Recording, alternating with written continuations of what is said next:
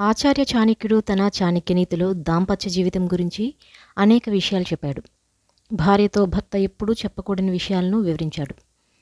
సామాన్యుల జీవితానికి అవసరమైన కొన్ని సూత్రాలను చాణక్యుడు రూపొందించాడు. నేటికీ ప్రజలు దానిని పాటిస్తూ ఉంటారు. చాణక్యుడి సూత్రాల ప్రకారం జీవించేవారు జీవితంలో విజయం సాధిస్తారు. సంతోషకరమైన కుటుంబాన్ని నడిపించడానికి చాణక్యుడు కొన్ని విధానాలను రూపొందించాడు.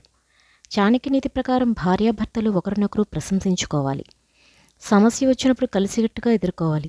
అలాగే కొన్ని విషయాలను భార్యాభర్తల మధ్య రహస్యంగా ఉండాలి.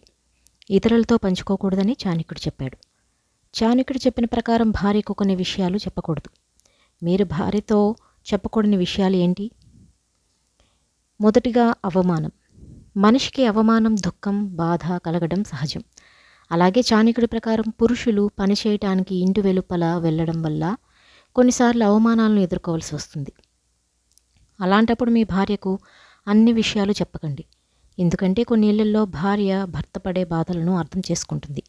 కానీ కొన్ని సందర్భాల్లో భర్త దూషిస్తే భార్య మీకు జరిగిన అవమానాన్ని పదే పదే చెప్పి బాధ పెడుతుంది. మీకు అలా జరిగిందిగా, నేను ఏమైనా అన్నానా అని మిమ్మల్ని దెప్పిపడవచ్చు. ఇక రెండవది డబ్బుల ఖర్చు. చాణక్యుడి ప్రకారం భర్త తన పని గురించి పూర్తిగా భార్యకు చెప్పకూడదు. ఒకవేళ చెప్పినా పైపైనే చెప్పాలి. ఎంత వస్తుంది అనేది చెప్పడం కూడా సరికాదు అంటాడు చాణక్యుడు. మీ ఆదాయం వివరాలు కూడా పూర్తిగా వెల్లడించకూడదు. ఎందుకంటే తదుపరిసారి ఆమె మీ ఆదాయాలను లెక్కిస్తుంది. మీరు అవసరమైన పనిపై ఖర్చు చేస్తుంటే ఆమె మీ చేతులను దానిపై ఖర్చు చేయకుండా కట్టివేయచ్చు. మీరు ఎవరికైనా సహాయం చేస్తుంటే ఆమె వద్దు అని చెప్పవచ్చు. దీనివల్ల భవిష్యత్తులో ఇద్దరి మధ్య దూరం పెరుగుతుంది. ఇక మూడవది దానాలు. చాణక్యనీతి ప్రకారం మీరు చేసే దాన ధర్మం గురించి మీ భార్యకు చెప్పకూడదు. మన ధర్మం ఎప్పుడూ రహస్యంగా ఉండాలి. కుడి చేతితో మనం చేసేది ఎడమ చేతికి తెలియకూడదు. దాన ధర్మం గురించి అందరికీ చెప్పుకుంటూ పోతే దానానికి ప్రాధాన్యత పోతుంది. అదేవిధంగా మీ భార్యతో ఈ విషయం గురించి మాట్లాడకండి. ఎందుకంటే ఆమె అడ్డుపడే అవకాశం ఉంది.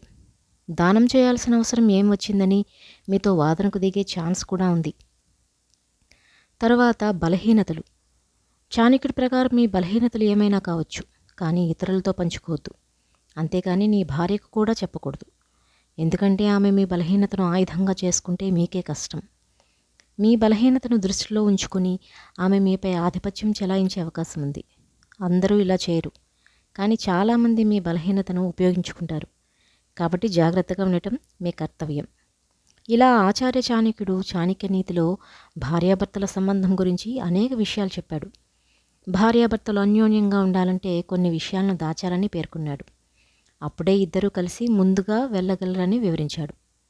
వీడియో కనుక మొదటిసారి చూస్తున్నట్లయితే సబ్స్క్రైబ్ చేసుకోవడం మర్చిపోకండి.